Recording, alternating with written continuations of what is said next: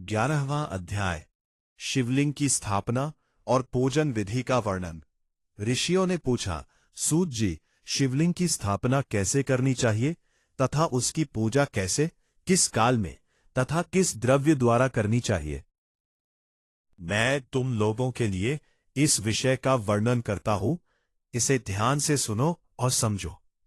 अनुकूल एवं शुभ समय में किसी पवित्र तीर्थ में, नदी के तट पर, ऐसी जगह पर शिवलिंग की स्थापना करनी चाहिए जहां रोज पूजन कर सके।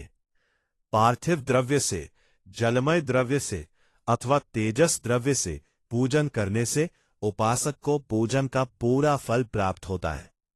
शुभ लक्षणों में पूजा करने पर यह तत्काल फल देने वाला है। चल प्रतिष्ठा के लिए छोटा शिवलिंग श्रेष्ठ माना जाता है। अचल प्रतिष्ठा हेतु बड़ा शिवलिंग अच्छा रहता है। शिवलिंग की पीठ सहित स्थापना करनी चाहिए। शिवलिंग की पीठ गोल, चौकोर, त्रिकोण अथवा खाट के पाए की भांति ऊपर नीचे मोटा और बीच में पतला होना चाहिए। ऐसा लिंग पीठ महान फल देने वाला होता है।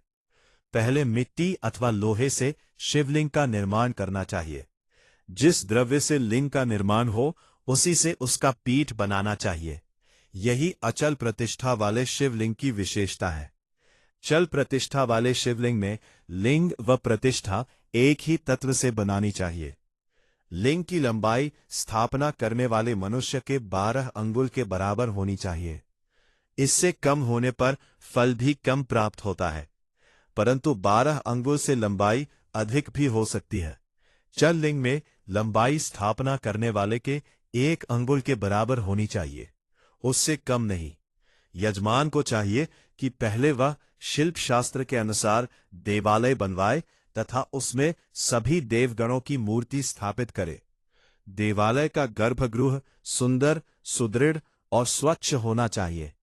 उसमें पूर्व और पश्चिम में 2 मुख्य द्वार हो।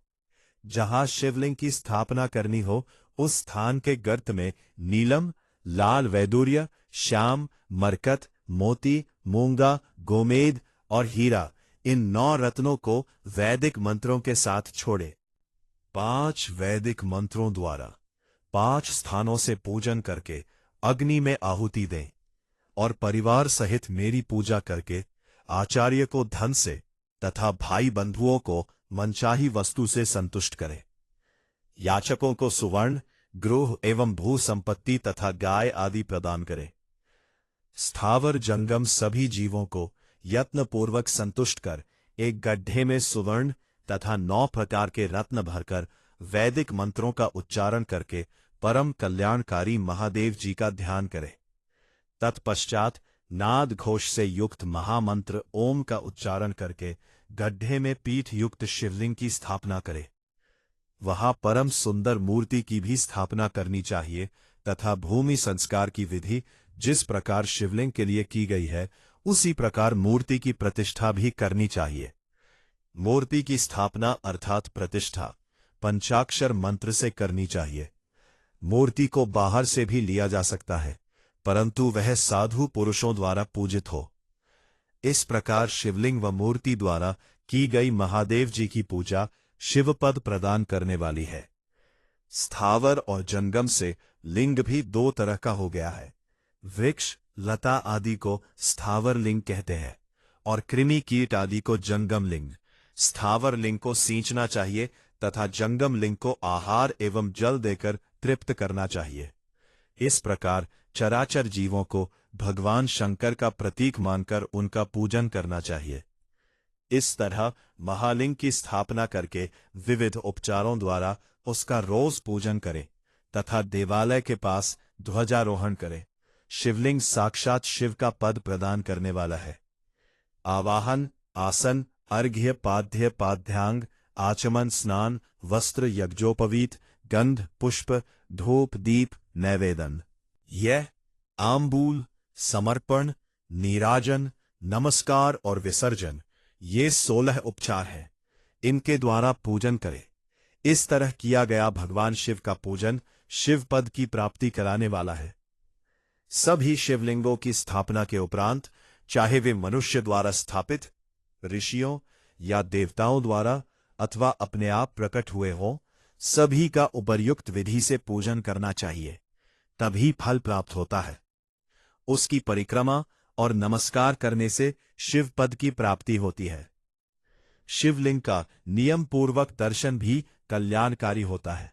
मिट्टी, आटा, गाय के गोबर, फूल, कने, पुष्प, फल, गुड़, मक्खन, भस्म अथवा अन्न से शिवलिंग बनाकर प्रतिदिन पूजन करे तथा प्रतिदिन 10,000 प्रणव मंत्रों का जाप करे अथवा दोनों संध्याओं के समय 1,000 प्रणव मंत्रों का जाप करे।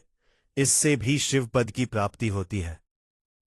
जप काल में प्रणव मंत्र का उच्चारण मन की शुद्धि करता है।